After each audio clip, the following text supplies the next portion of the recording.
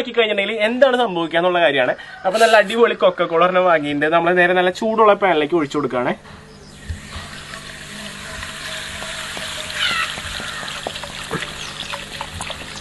Okay, നമ്മള് ഇത് എത്രയാ 1.5 ലിറ്റർ സംതിങ് ആണ്.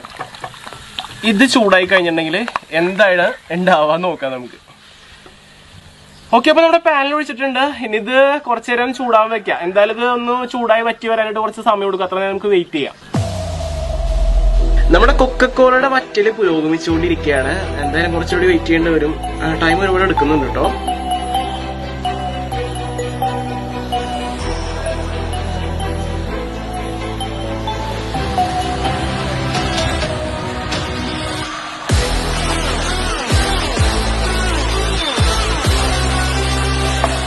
എനിക്ക് തോന്നുന്നത് വേറെ എന്തോ ഒരു അലുവ പരുവൊക്കെ ആയി എടുക്കുന്നു തോന്നുന്നുണ്ട. ഇപ്പൊ നല്ല രീതിക്ക് പതഞ്ഞ് നിൽക്കുന്നുണ്ട്. നമ്മുടെ നോൺ സ്റ്റിക് പാൻ ആയതുകൊണ്ട് നമ്മളിങ്ങനെ തള്ളി നീക്കുമ്പോ കണ്ട പദം മാറുന്നത് കാണാൻ പറ്റും.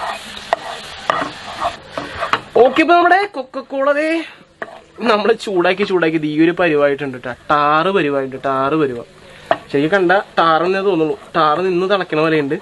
ഇത് ആ ഒരു കുപ്പി മാത്രം കൊക്കക്കോള എടുത്തിട്ടാണ് കേട്ടോ ഇങ്ങനെ കിട്ടിയിരിക്കുന്നത്. സംഭവം നോക്കിയേ, ശരിക്കും നിന്ന് അയ്യോ, ഇതാണ് നമ്മൾ കുടിച്ചോണ്ടിരിക്കുന്ന കൊക്കക്കോളയിലുള്ള സംഭവം. കലക്കി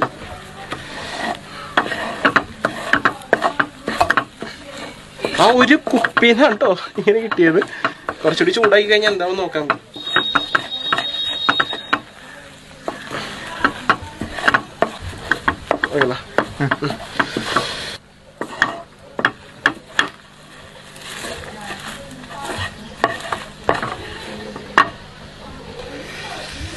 ഓ എന്റെ പൊന്നു, ഇതേ നമ്മുടെ കൊക്കക്കോള തിളപ്പിച്ച് കഴിഞ്ഞിട്ട് ബാക്കി വന്നതാട്ടോ. ഇതെന്താ ടാറ് പോലെ ഇരിക്കുന്നുണ്ട്. ടാറാന്ന് തോന്നണം.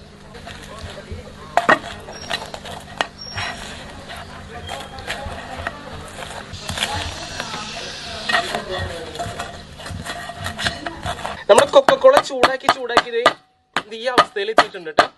ഇത് നമ്മളിത് ഇവിടുന്ന് എടുത്താട്ടി തരാവേ. ഓ, ഇതാണ് ഇപ്പോഴത്തെ അവസ്ഥ നമ്മുടെ കൊക്കക്കോളയുടെ. ആ ഒരു കുപ്പി കൊക്കക്കോള എടുത്തിട്ട് കിട്ടിയതാണിത്.